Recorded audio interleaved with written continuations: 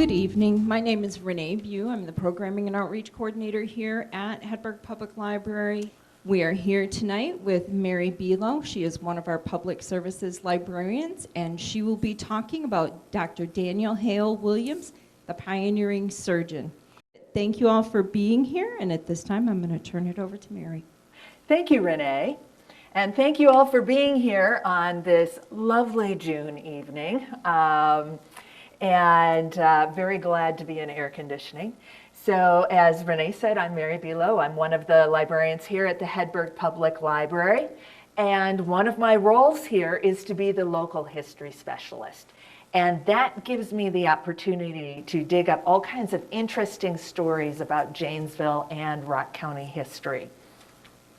Today, I'm going to talk about one of Janesville's famous residents, Dr. Daniel Hale Williams. And in order to find out why he was famous, which is kind of important if you're talking about a famous person, we want to go back 130 years to 1893 to Chicago. And picture a July evening. It's hot, it's sticky. Today we have no idea what that is at all, no. But it's not only been just one day of hot and sticky, it's been like that for days. And people's tempers are getting short. So this guy, James Cornish, he walks into some sort of bar and there's an altercation. Nobody knows what it's about, but in the end, he's got a knife in his chest. And his friends rush him down the street to the hospital, Providence Hospital, and take him to the doctors there who look and say, oh, seems kind of minor, but we'll put him in a bed, we'll observe him, we'll take care of him. And well, this minor wound bleeds and bleeds all night long. And by morning, Mr. Cornish is in shock. The attending surgeon, Dr. Daniel Hale Williams, 37 years old, he's looking at his options. He could go in and operate, but he doesn't know what that operation is going to be. He would be going in blind. He has no idea what's wrong. Or he could let the guy bleed out and die. He decides to operate. He opens up this chest cavity, takes a look around, and goes, oh, there was damage to the arteries leading to the heart, and there's damage to the pericardium, which is this membrane that wraps around the heart.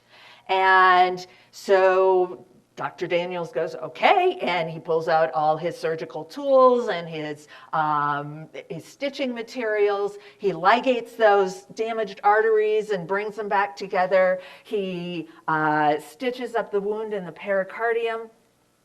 He flushes the whole thing out down with salt solution, and then he stitches Mr. Cornish back up. Mr. Cornish stays in the hospital for 30 days. And then he's out and he's on his way going back to his job as a longshoreman. So by all accounts, this is a successful surgery. The patient lives. The patient goes back to his life.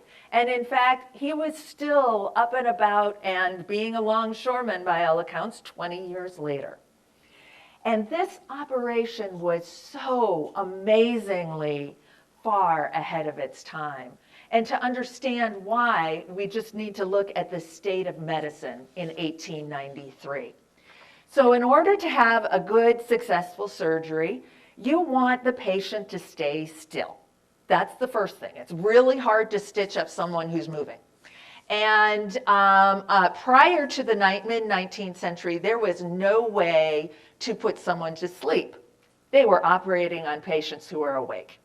But in 1848, someone discovered ether. During the Civil War, they started using chloroform, and so they could put people under so they would be asleep while they were being operated on. It was still a risky operation. We know today that patients are better off if they're intubated, if we have a tube running down their throat, and that prevents the windpipe and the lungs from collapsing. They didn't know that then, so every time they put someone under, it was a risk. The other thing they did have in 1893 is they had some knowledge of germ theory. So Louis Pasteur had looked under the microscope and found all these little microscopic critters and thought, I wonder if those causes disease and infection. So people were getting this idea that there were things that caused infection you couldn't see. A guy named Pasteur developed a process for sterilizing surgical instruments. So there was progress being made to try and keep wounds clean. But it wasn't very far along. They did not have face masks. There was just no idea, so the surgeons were leaning over the wound and breathing on it. They didn't have any kind of head coverings or gloves. It was just trying to keep things as clean as they could.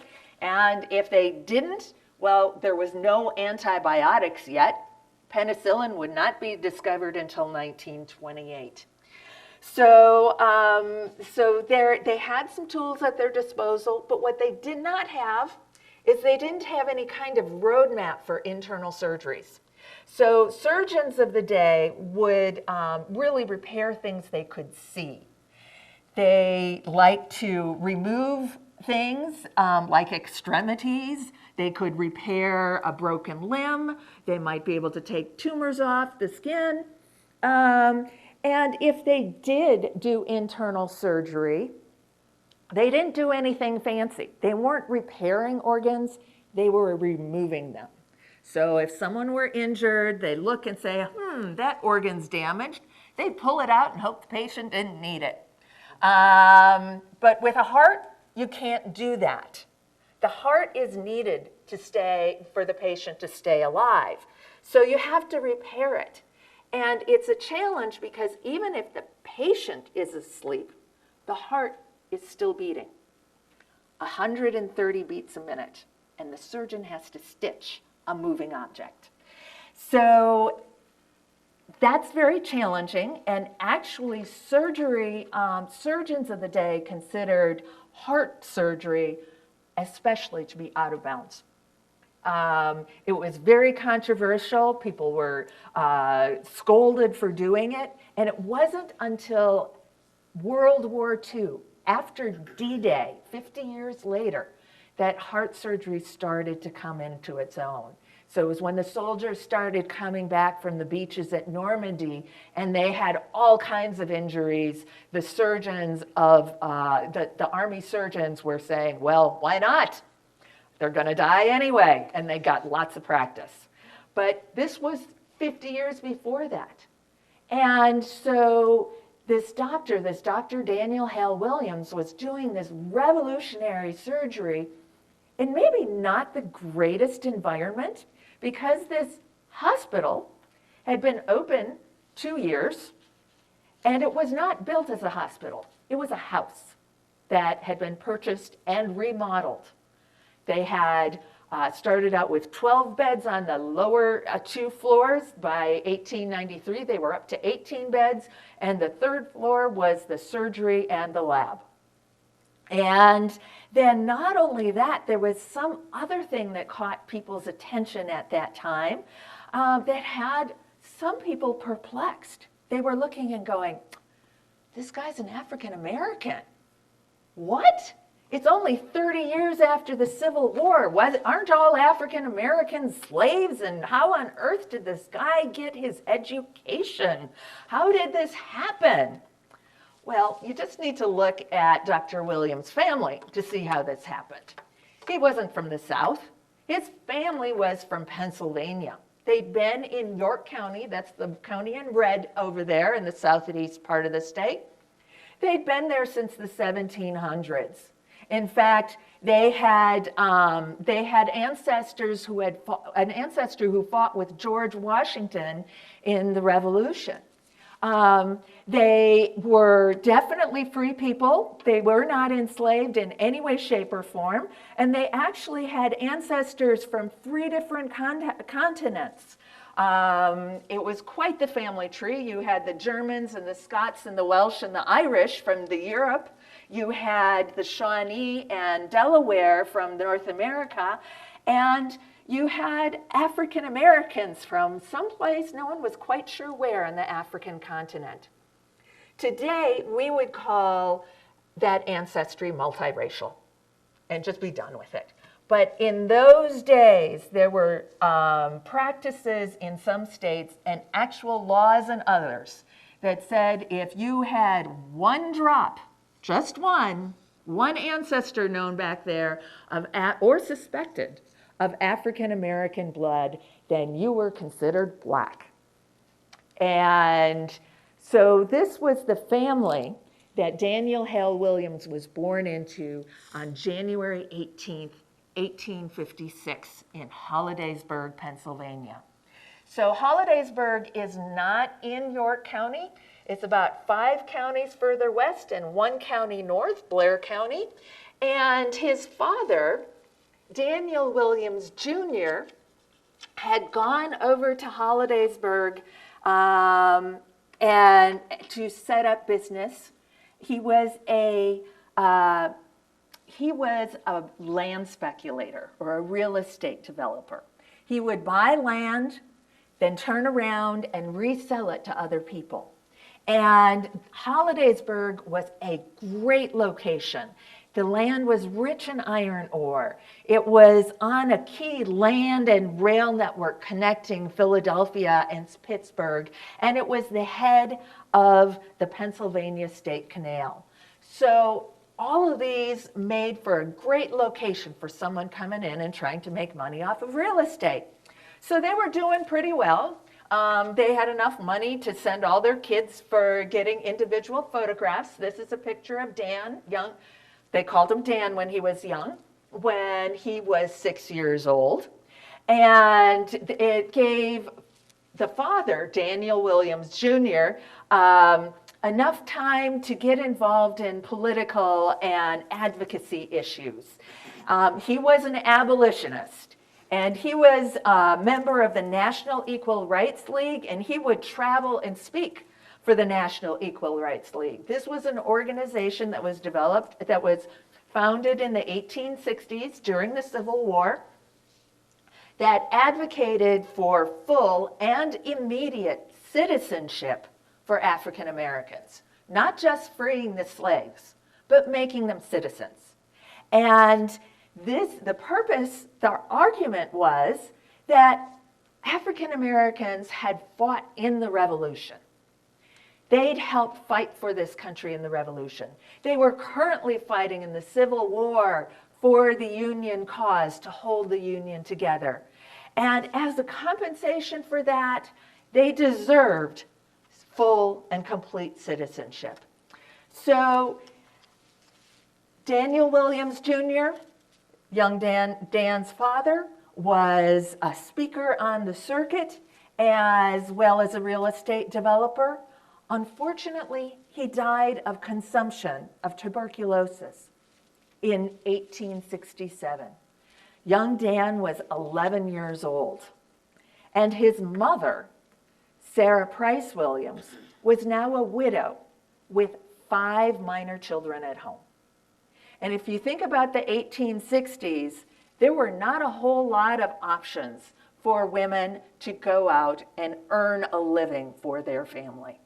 So she headed back to Maryland, where her family was from. She stayed there a while, looked at her options.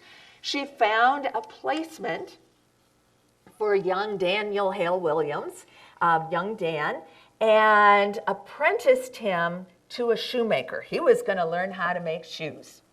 And then she and her daughters moved west. And they moved west to the Illinois town of Rockford in the Rock River Valley.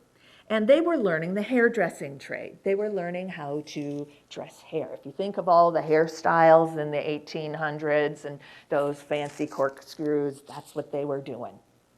So Dan's back east. He's trying to make shoes. He doesn't like it. He misses his family. And he decides one day, he just gets up, walks down to the train station and hops on the train and goes out to Rockford to join his family. And I kind of picture his mother seeing him on the doorstep and saying, I thought I'd taken care of this one. But she welcomes him in, and he joins the family in learning how to be a barber. And when he's 17 years old, he strikes out on his own. He opens his own shop up in Edgerton, Wisconsin, up the river, and in 1873. And he learns something that many entrepreneurs learn before and after. It's really hard to start a business. So he wasn't able to make a go of it on his own, and after a few months he decides to move to the bigger town of Janesville. And in Janesville, he actually gets a job for someone else. He gets a job for Harry Anderson, full name of Charles Henry Anderson. And Harry Anderson ran barbershops in Janesville. He'd come to town in 1859, opened a barbershop on Main Street, and then from there, he, as his business became more successful, he moved from location to location, always growing his business. This particular ad is from the City Directory of 1889, where he advertises a barbershop and bathrooms. And we are not talking about restroom facilities. We are talking about baths. So this is a time that most people did not have indoor plumbing. If you wanted a bath, you had to haul the water, you had to heat the water, you had to put it in the tub, and to just pay a few bits and go someplace where someone does all that for you, it would be worth it. So they had warm baths at all hours, and they had up to 6 chairs where people would come in, mostly men, and get their hair trimmed. They would get their beard trimmed, whatever they do with mustaches of the day. And after that, they would hang out. This was a hangout place. And they would argue and they would talk and they would discuss the issues of the day. And young Dan is sitting there and just absorbing this environment. And he is also jumping into Janesville's social life. So Anderson had a string band known as the Anderson's Orchestra. And string bands in the late 19th century, they were amateur bands that were formed inside frontier and mill towns to give entertainment, because in the days before record players and radio and the internet and everything else, the only way you got music was to make your own. And so Anderson's band would play square dances. They would play the important entertainments at the Apollo Hall, and they would actually accompany celebrities who came to the Myers Opera House. They traveled around southern Wisconsin, sometimes out of state. Illinois is not that far away. And young Dan Williams, he actually knew how to play guitar. He had a pretty good voice. And so he learned how to play. They already had a guitar player, so he learned how to play what was then called the big bull fiddle, the double bass. And so he joined the band. So between the barbershop, between the orchestra concerts, he was meeting a lot of Janesville's movers and shakers. And they were noticing he's a bright young man, very, very outgoing and personable, but he hasn't finished his education yet. And so they encourage him to go back to school. There were 2 schools in Janesville. There was the Janesville High School, and there was Hare's Classical Academy. And this was a private school run by John Hare. And it was located in the Mitchell block, which was at the corner of Franklin and Milwaukee. So this is where Daniel Hale Williams finished his education, his high school education, and he graduated in 1878. After that, he's looking around for another profession. Doesn't want to be a barber all his life. And his brother back east is a lawyer. He says, go into law. It's fantastic. You make lots of money. There were people in town here in Janesville who were also encouraging him to go into the law. So he gets lists of books to read about being a lawyer, and that was studying for law in those days, as you just did a lot of reading. And as he's going along, he's noticing a pattern that in order to be a lawyer, everything that you do has to do with somebody's argument. You never have a case where people are agreeing with each other. They're quarreling, they're arguing, there's a lot of conflict involved. And his friends, when they were interviewed later, said, Dan shrank from quarrels. Today we call it conflict avoidant. He just didn't like it, would rather do anything else. And so the law was not for him. So he's looking around for another option. And there is another option. He knows one of Janesville's notable citizens, Dr. Henry Palmer. Dr. Palmer was a very well-known surgeon. He'd been in Janesville since 1856. He'd gone off to the Civil War. He'd treated casualties at Antietam and at Gettysburg. And his way of being successful, he would actually stand back and kind of look at the wound, look at the patient, do all his observations from a distance, and then he'd dive in and do what needed to be done very quickly. He did not mess around. And it turned out the benefit of that is he was not someone who had antiseptic training. So when he was very quick, he was not touching the patient a lot, which helped lower the infection. So he was very well known in town. This is long before HIPAA laws. So basically all his cases were public knowledge. People bragged about being treated by Dr. Palmer. Stories of his exploits were published in the Janesville Gazette. And he was a client in the barber shop. So young Dan persuades Dr. Palmer to take him on as a medical apprentice. And in those days, in order to become a doctor, you didn't go to medical school first. You actually apprenticed with a doctor.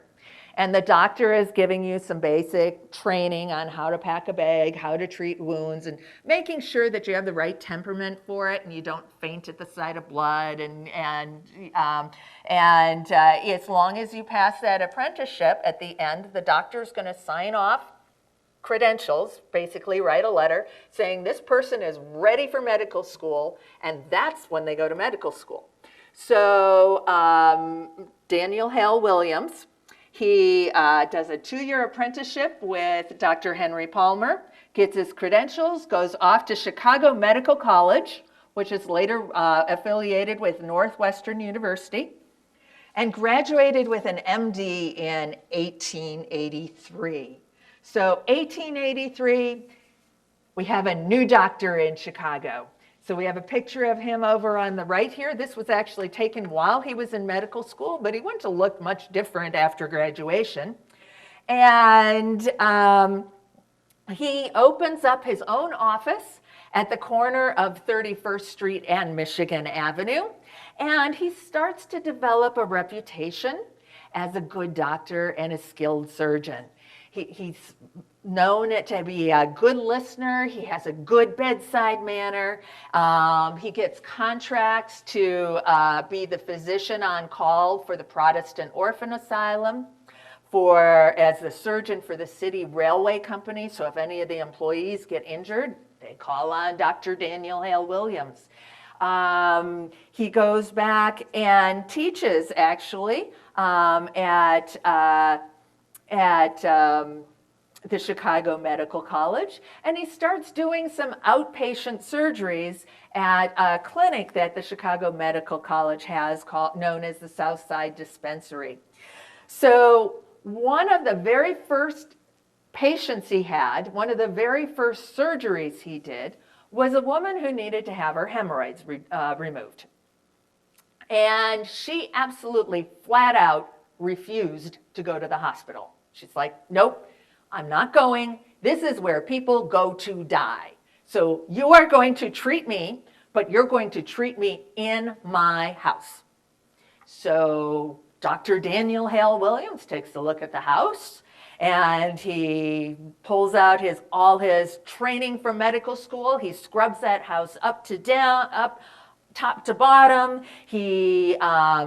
It sets boiling water on the stove and all the kitchen pans, so he has plenty of hot water to wash up, to sterilize his equipment. He brings in a device that sprays carbolic acid steam spray to sterilize the air. And he operates on her dining room table. Surgery was a success. She was thrilled. She gave lots of referrals, and his practice took off. He's doing well here in Chicago.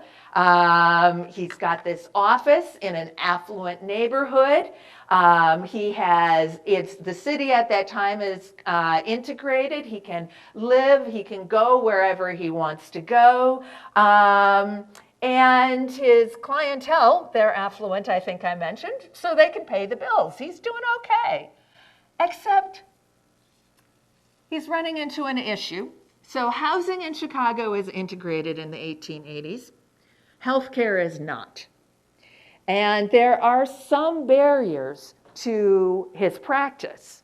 He can be in his office and everything's fine. But if any of his patients got sick enough to go to the hospital, he could not accompany them.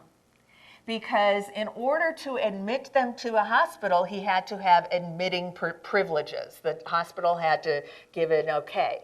And they did not give admitting privileges to any black doctors. So right there, he has an issue where, okay, if I have a white patient and they need to go to the hospital, I need to turn my patient over to another doctor. It was even more problematic for his black patients because his white patients, as long as they could pay, they could have any bed in the hospital. His black patients had to go to the charity ward. Didn't matter how much money they had, how much status they had, the hospital would only let them into the charity ward with the poor people.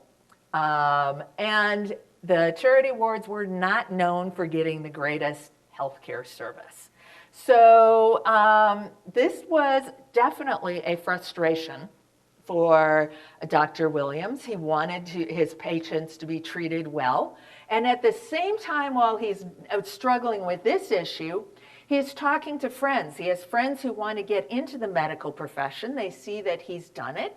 He's doing well. In particular, he has a friend whose sister wants to be a nurse, which is this new profession for educated women who could assist doctors, take direction, and it was a fantastic profession if you could get in. And there was no nursing school in Chicago or anywhere else, for that matter, that would accept black women. So black women were cut off from a potential professional career. So Dr. Williams is not real thrilled about this. He wants others to have the same opportunities he had, and he wants better care for his patients. And so his solution, start a new hospital. They won't let me into theirs, I'll start a new one. So his first step is to talk to people, get community buy-in, do some fundraising. They scrape together enough cash to buy that three-story house at the corner of 29th and Dearborn.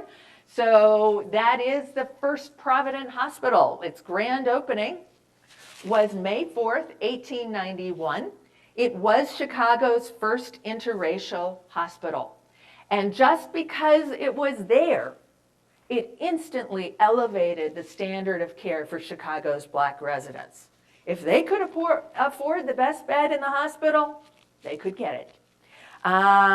It also had an interracial staff, so it gave opportunities for everyone to learn the medical profession. It was a training school for black nurses, and this was the location where James Cornish had his famous heart surgery. It was initially opened in 1891 with 12 beds. By October of 1892, they were up to 18 beds. They'd graduated 4 nurses, and they were fundraising for a proper hospital. And Dr. Williams was all ready to participate in that, but some people came calling. We call them today headhunters. And he had been noticed. as this up-and-coming surgeon and doctor and administrator. And there was another hospital, Freedmen's Hospital in Washington, D.C., that needed some serious help.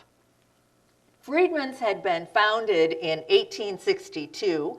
It was created to treat formerly enslaved African Americans. So during the Civil War, African Americans down in the South, they were under bondage, and they look and they see this war going on, they see their opportunity and say, I'm done with this slavery thing. Make it north, and the goal is to get past the Union lines. That meant Washington, D.C.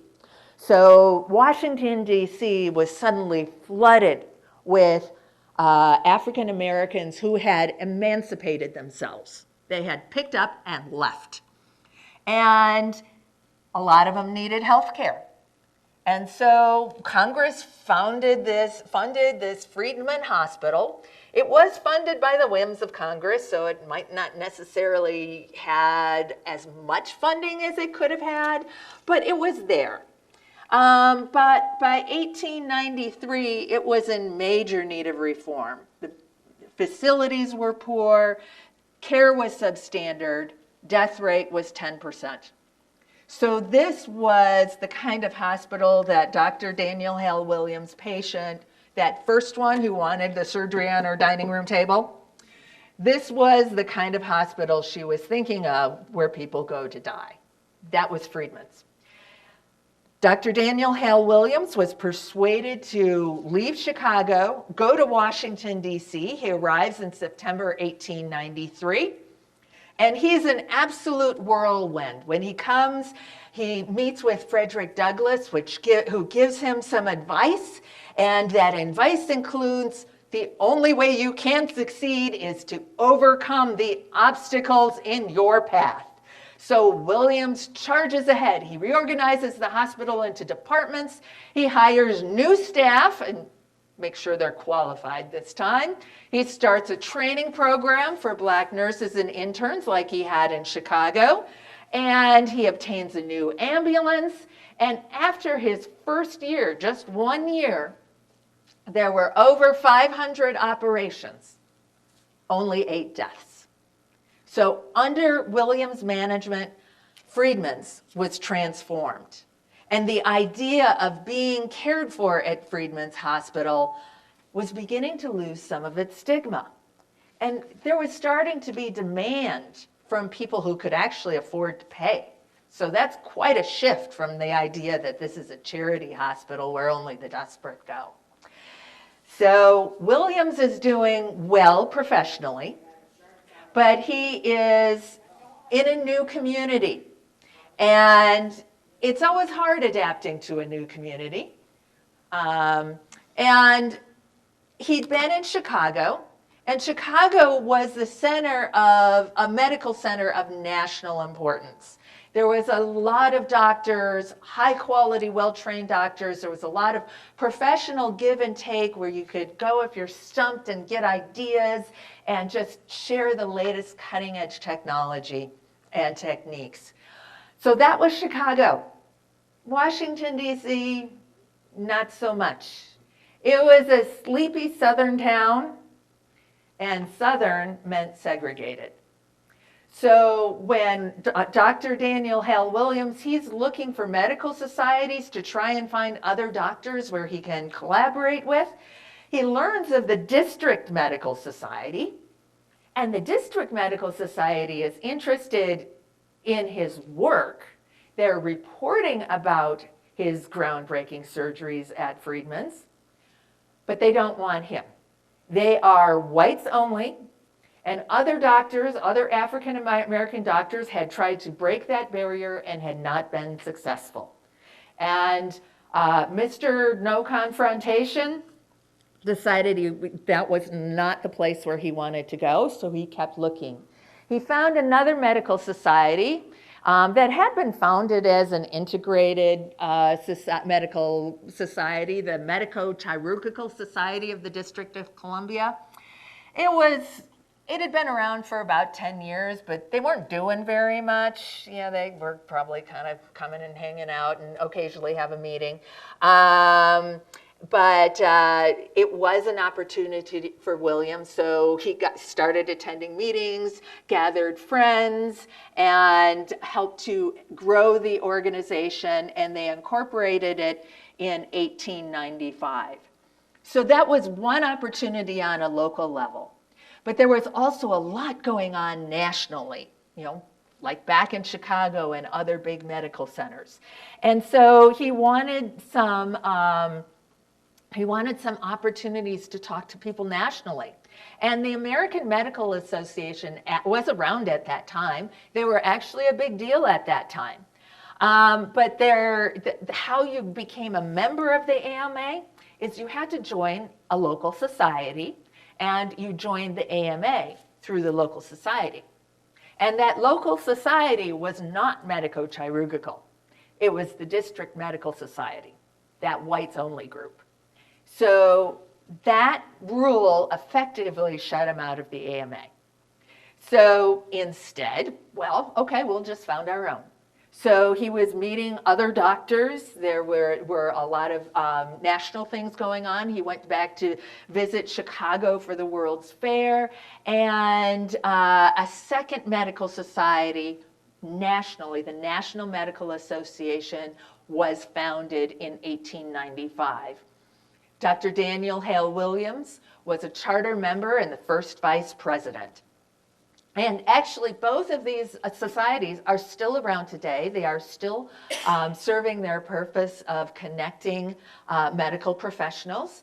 The Medico-Chirurgical Society is the oldest African-American medical society in the world. And the National Medical Association focuses on improving the health statuses of minority populations, but also anyone who is medically underserved. So Williams is finally finding his feet in Washington, D.C.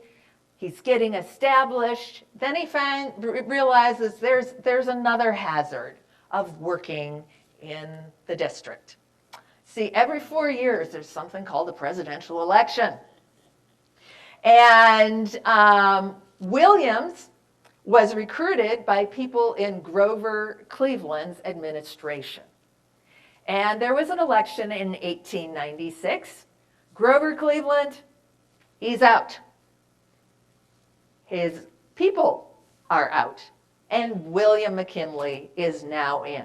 So we have a change in president, we have a change in party. And all of a sudden, Dr. Williams is in this position where the last 3 years he has been making tons of changes, getting things done, and stepping on a lot of toes. And with the change in administration, Freedmen's old guard, they saw an opportunity. So there starts to be some whispers about improprieties at Freedmen's. And all of a sudden, Dr. Daniel Hale Williams finds himself hauled up in front of Congress to give testimony at congressional hearings. He wasn't alone. Basically, Freedmen's Hospital was a political football, and every administrator between 1872 to 1910, white administrators, black administrators, multiracial, doesn't matter, they were all hauled up before Congress at some point or another. Being part of a crowd doesn't make it any less fun. So Williams has to defend his purchasing choices. He has to dig out receipts. He actually winds up proving that a lot of the equipment that was being used at the hospital that he was using, he paid for out of his own pocket, was not government funds. And he manages, and he acquits himself. He clears himself of all charges. But this was the guy who does not like quarrels. And he is really disgusted by the whole process, and it takes a toll on him. So in 1898, Dr. Daniel Hale Williams resigns Freedmen's Hospital and returns to Chicago. It's his old life. with some new twists. So the first new twist is now this is Providence Hospital. It's no longer the 3-story house with 18 beds. It is a purpose-built hospital with 65 beds, a specially designed operating room that's designed to be antiseptic. It's constructed of marble and iron and enamel. There's no wood anywhere to capture bacteria. The operating room, there's foot pedals at the sinks for the surgeons. So when the surgeons need to scrub down before an operation, they walk up to the sink, they touch the foot pedal, the water comes on, they scrub down, they take their foot off the pedal. They don't have to touch anything anymore until they go into the surgery. It's absolutely fantastic, this new Providence Hospital.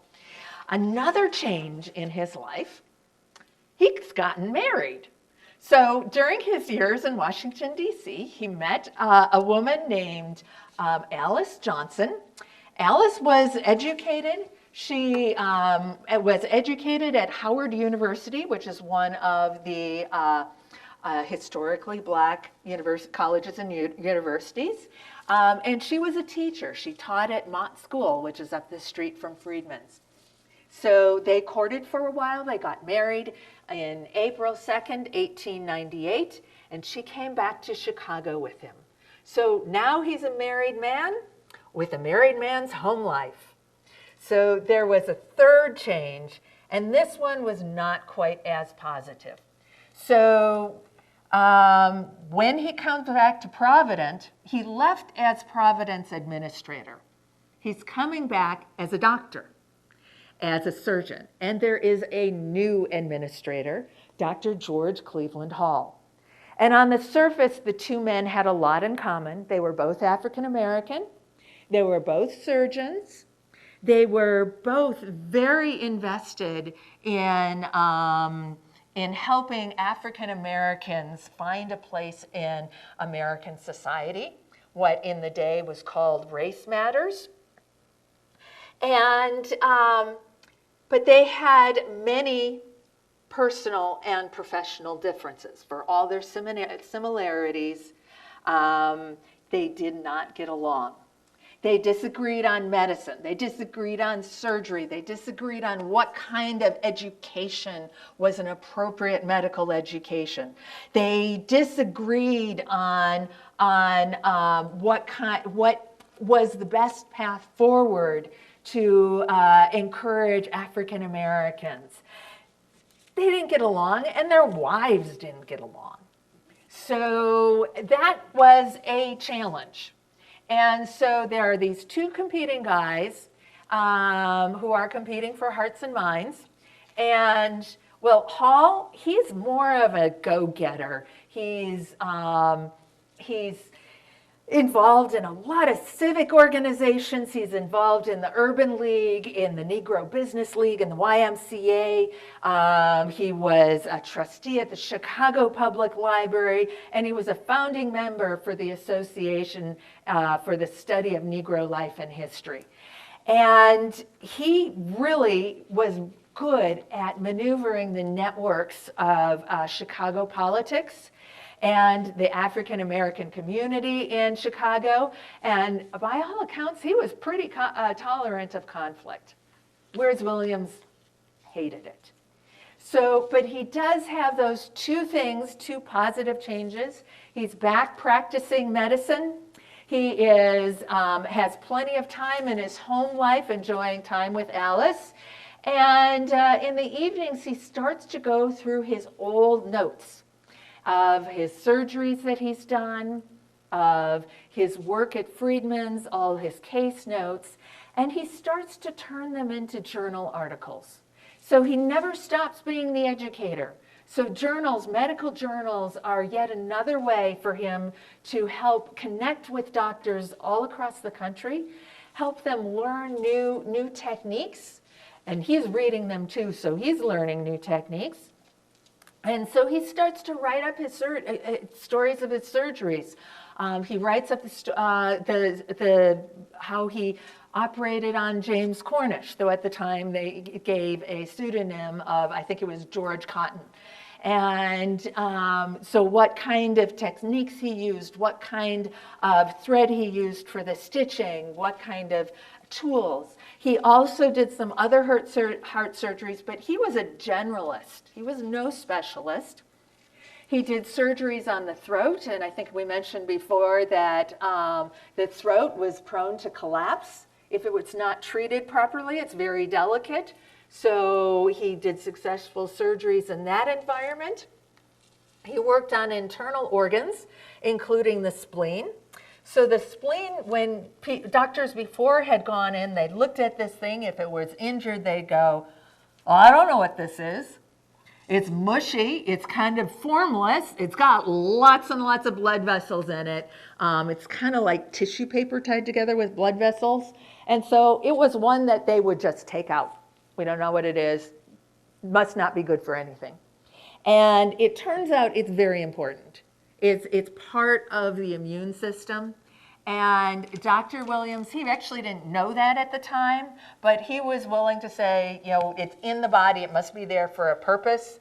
And so he figured out how to stitch up. He used different kinds of sutures for the blood vessels and for the tissue, and he wrote that up in an article.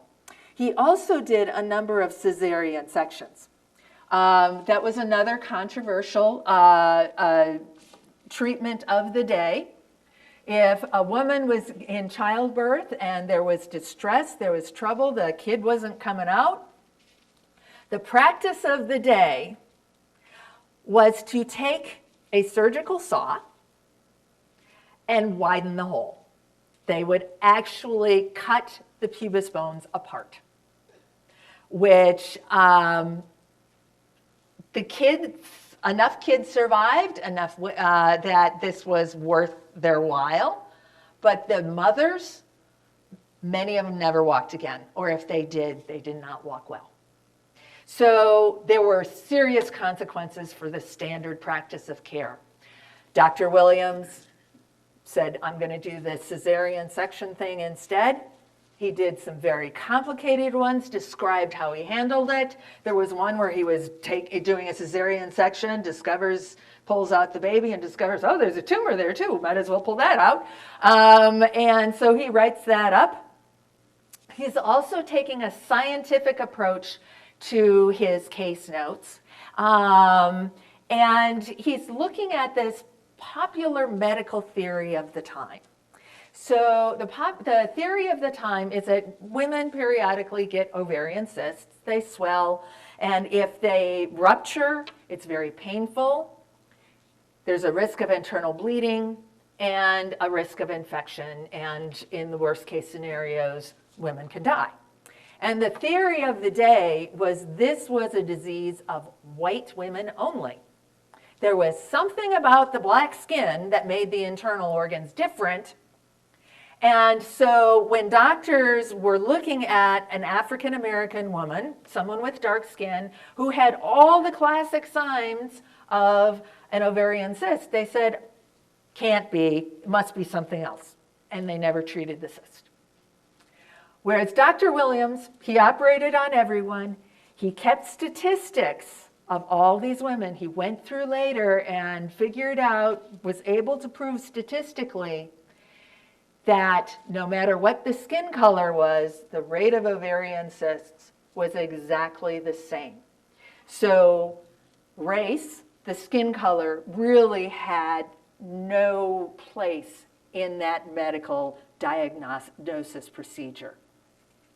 So Williams was continuing with his educator's approach to medicine. And that's why his friend Dr. Robert Boyd asked him to visit Nashville. So Dr. Robert Boyd was someone that Dr. Daniel Hale Williams knew through the National Medical Association. And Dr. Boyd has his own story. So he was 2 years younger than Dr. Daniel Hale Williams. He was born in 1858, but he was born on a plantation. His parents were enslaved. That meant he was born to be enslaved. And fortunately for him, the Civil War happened, emancipation happened, 1865, the family leaves the plantation and they are off on their own. But there's a lot of people looking for work, and it's a hard scrabble life trying to put a family together after the Civil War. And they find a place for their young son, Robert, at the home of Dr. Paul Eve. So Robert works for Dr. Paul Eve. He eventually starts studying medicine under Dr. Eve. And while he's working and studying in the daytime, he's going to school at night. So he attends a school called Fisk, which later becomes Fisk University. He continues on to medical school in what was then known as the Medical Department of Central Tennessee College. Fortunately, they renamed that to Meharry. But he graduated in 1882 with a medical doctorate, 1886 with a dentistry degree. He went on for postgraduate education at the University in Chicago in the early 1890s. He may have been a first-generation student. His parents never had a chance to get an education, but this guy made sure that he was educated, and he did it himself. And so after he graduated, he opened his own office. And his focus, he really wanted to help Nashville's poor.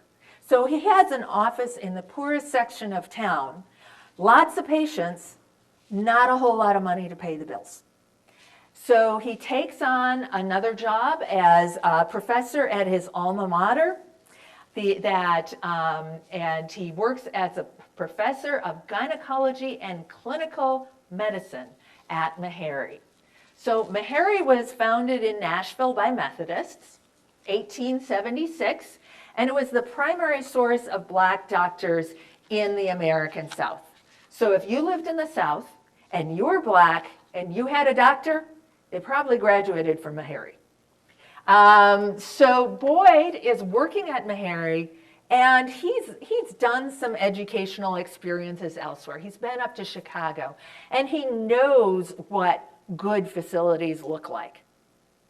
Meharry isn't it. And he wants to improve education, the curriculum, the clinical experiences for his students. So he invites his friend, Dr. Daniel Hale Williams, down to Nashville. They make an arrangement that Williams is going to stay there for a few weeks. He's going to hold clinics for 7 to 10 hours a day, where he's seeing patients, doing surgeries, and the Meharry students can observe a master doctor at work. And they would be able to learn, they would be able to ask questions, they can see things that just being able to see a surgery instead of reading about it in a book. It's a world of difference. And so Williams comes down, and he looks at these facilities, and he also says, this is not going to do. So, because for one example, the surgery makes his old surgery at the original Providence Hospital look good. The surgery at Meharry is in the basement of the college. And I cannot imagine that a basement would be easy to keep antiseptic. So Williams becomes an ally to improve the facility. So in addition to the clinics that he's doing for the students, and by the way, for the people of Nashville getting free health care, he starts to help Dr. Boyd advocate for better facilities and for fundraising.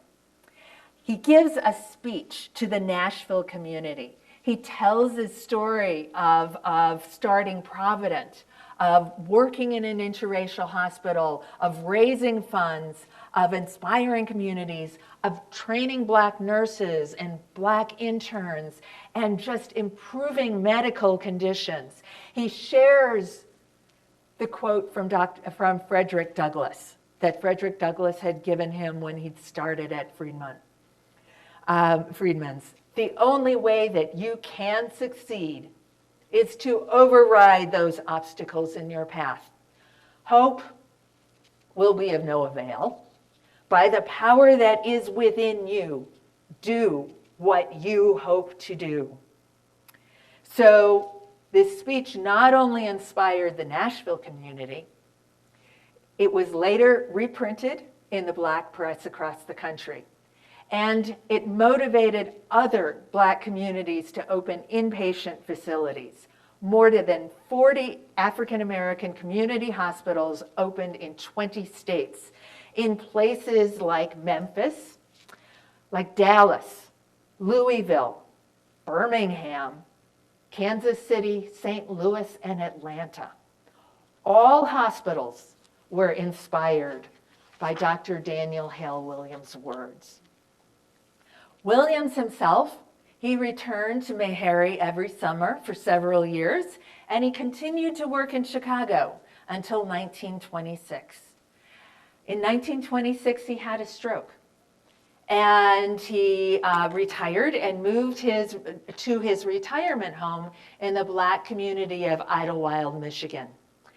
And in 1931, he suffered another massive stroke and died on August 4th. His obituary appeared in newspapers across the country. Here we have examples from the New York Times on the left and from the Janesville Gazette on the right. He was remembered in Janesville fondly, and as he had maintained friendships here over the years. He had visited Janesville for weekends, connecting with his fellow apprentices that he had worked with under Dr. Palmer. So one was James Mills, and still lived in Janesville. And Dr. Mills' kids said, yeah, this guy kept coming up, didn't know who he was, and it turned out he was somebody famous. He also kept in touch with old high school friends from Janesville, and even some of his old barbershop clients. In fact, there was the son of one of the clients who became a doctor in Chicago, and Dr. Daniel Hale Williams was his mentor.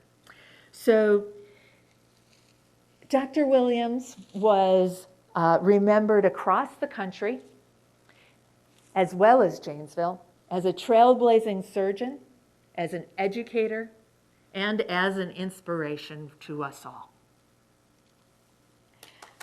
Thank you.